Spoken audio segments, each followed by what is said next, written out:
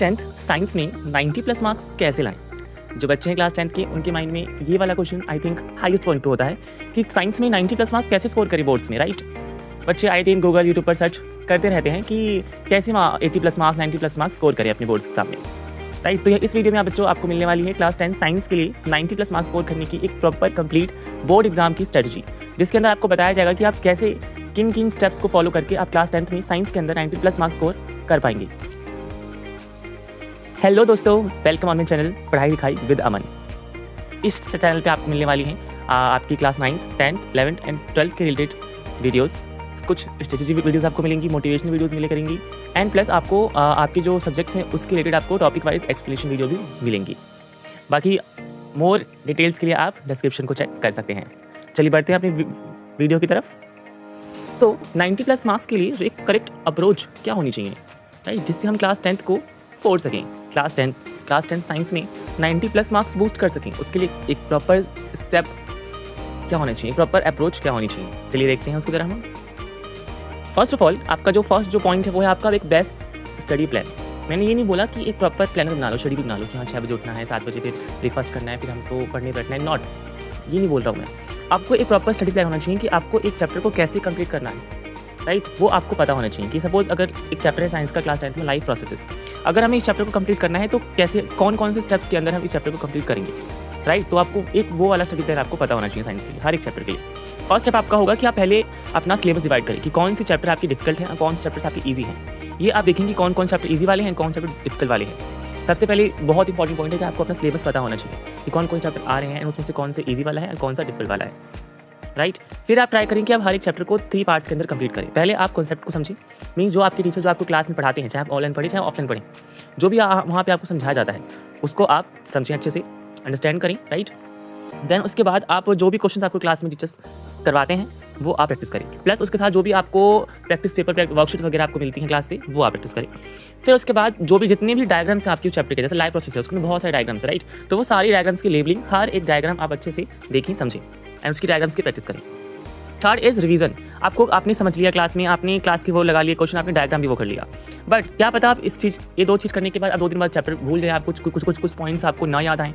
उसके लिए बहुत ज़रूरी है कि आप रिवीजन करते रहें साथ के साथ। जो भी आपको क्लास में पढ़ाया जाता है आप घर जाएँ और उसके बाद आप उसी दिन मीन्स होता है उसी दिन आप उसको रिवाइज करें, नेक्स्ट डे के लिए ना टालें।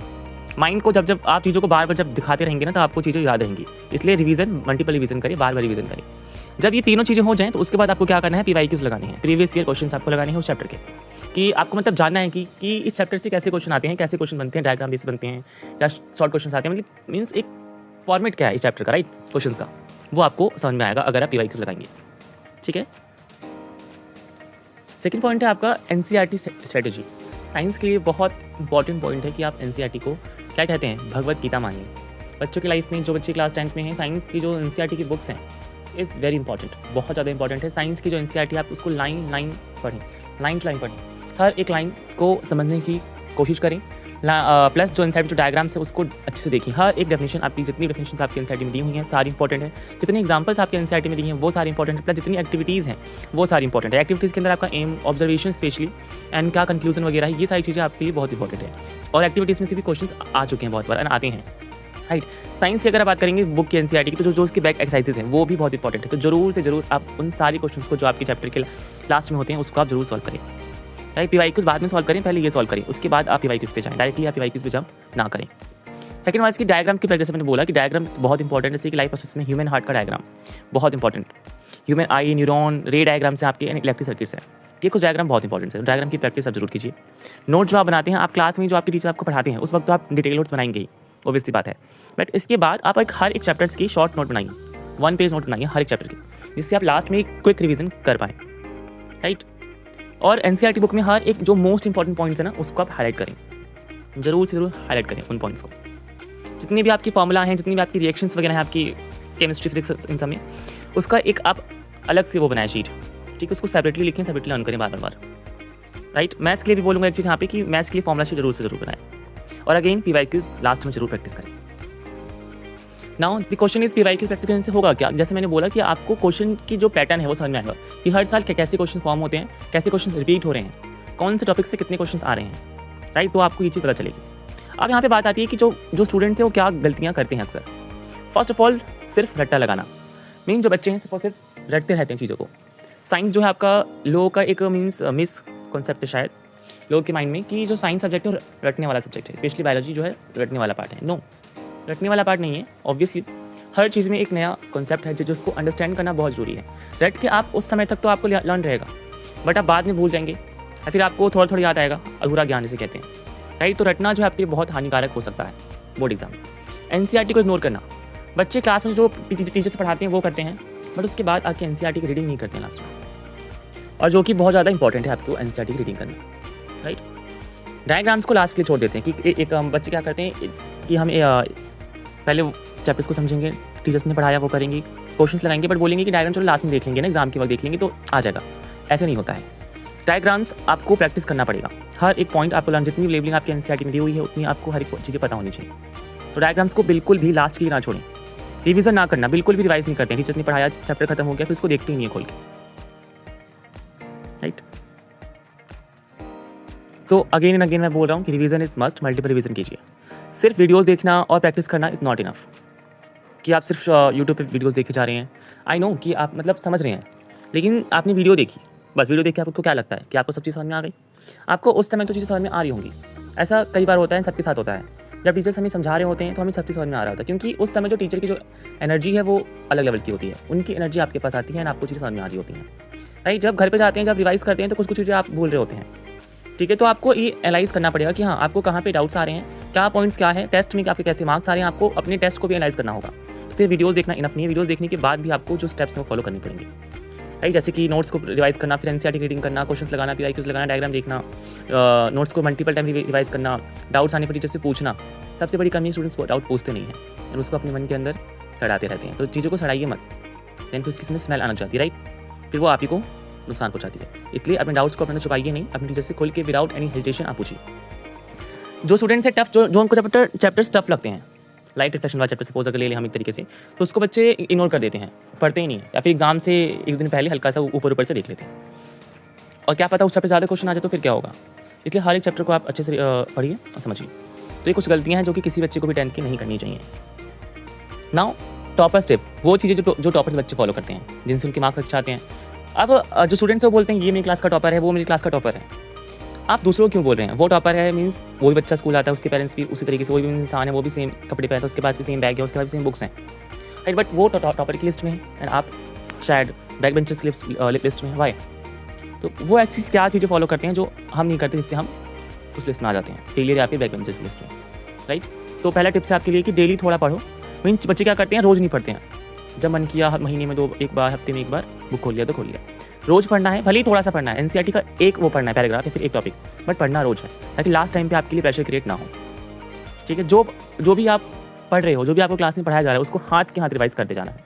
और हर वीक के लास्ट में सैटरडे और संडे आपको टेस्ट जरूर देना है, ठीक है। जितनी भी आपके टेस्ट में जो मिस्टेक्स होती हैं, उस मिस्टेक को आपको लिखना है वहाँ पे कि हाँ इस क्वेश्चन में मैंने क्या मिस्टेक करी है, मैं भूल गया था, इसलिए मिस्टेक हो गई थी, आप मुझे लर्न नहीं था।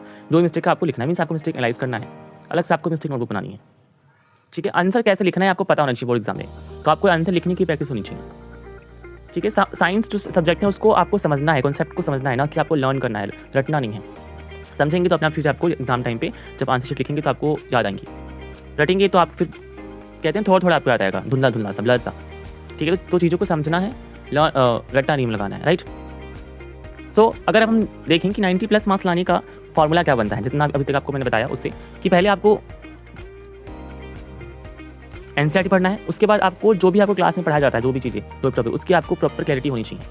जो भी आपको समझाया गया उस कॉन्सेप्ट की प्रॉपर नॉलेज होनी चाहिए। डायग्राम्स देखना है, पीवाईक्यूज लगाने हैं, रिवीजन करना है, प्लस उसके साथ कंसिस्टेंसी मेंटेन करनी है। मीन्स इन सारी चीज़ों को रेगुलर करना है, रोज करना है, यानी कि एक दिन किया फिर एक दिन गैप, एक दिन किया फिर एक दिन गैप, नो, इसको रोज आपको करते जाना है, ठीक। तब जाके आपके 90+ मार्क्स आएंगे। तो इस फॉर्मूले को याद रखेंगे तब आप 90+ मार्क्स स्कोर कर पाएंगे। अगर इस फॉर्मूले में से अगर एक भी चीज़ मिस हो गया, चाहिए कुछ भी अगर मिस हो गया, तो आपका फिर यहाँ पे भी मार्क्स मिस होना शुरू हो जाएगा, ठीक है।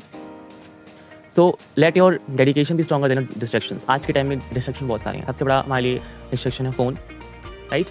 तो जितनी भी सोशल मीडिया ऐप हैं, जो भी मीन्स आपके लिए जो भी डिस्ट्रैक्शन है आपके अकॉर्डिंग, सबकी डिस्ट्रैक्शन शायद अलग अलग हो सकते हैं। किसी का फ्रेंड से बात करना, राइट, तो किसी का फ़ोन चलाना, तो किसी का कुछ खाना पीना, या फिर घर में रहना, घर में पेरेंट्स, मतलब बहुत सी चीज़ें, रिलेशन, राइट। तो बहुत सारी चीज़ें हैं जो आपके लिए अपनी पर्सनल लेवल पे आपके लिए डिस्ट्रैक्शन हो सकती है। सबके लिए सब चीज़ सेम नहीं है, सबकी डिस्ट्रैक्शंस अलग-अलग हैं।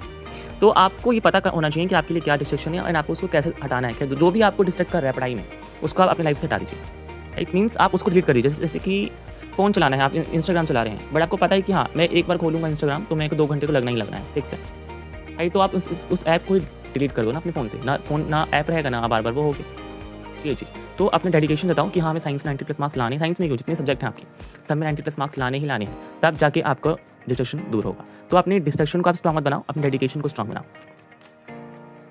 सो lastly thank you so much for watching and I hope कि आपको सभी चीज़ समझ में आई होंगी एंड जो चीज़ें मैंने आपको बताई वो आपके बोर्ड्स एग्जाम में आपको बहुत हेल्प करेगी अगर आप इसको फॉलो करते हैं तो मेरी ही होप है कि यही आशा है कि आपको हर चीज़ अच्छे से समझ में आई होगी। ठीक है, मैं यही बोलूँगा जितनी चीज़ आपको बताई आप उसको फॉलो कीजिए, डेफिनेटली आपको रिजल्ट दिखाई देंगे, आपको इंप्रूवमेंट दिखाई देगी। बट डिपेंड आप पे करता है कि आपकी यूट्यूब पर, सोशल मीडियाज़ ऐप पर बहुत सारे वीडियोज़ पड़े हुए हैं, भरमार लगी है, राइट। बट डिपेंड किस पे करता है हम पे कि हम उस चीज़ को अपने उसमें अप्लाई करते हैं या फिर नहीं करते हैं। तो अप्लाई आपको करना है, एक्सप्लेन करना, समझाना, ये सब काम हमारा है, बट उसको अप्लाई करने का काम आपका है। जब तक आप इसे अप्लाई नहीं करेंगे तब तक आपका रिजल्ट नहीं आएगा। ठीक है, lastly thank you so much.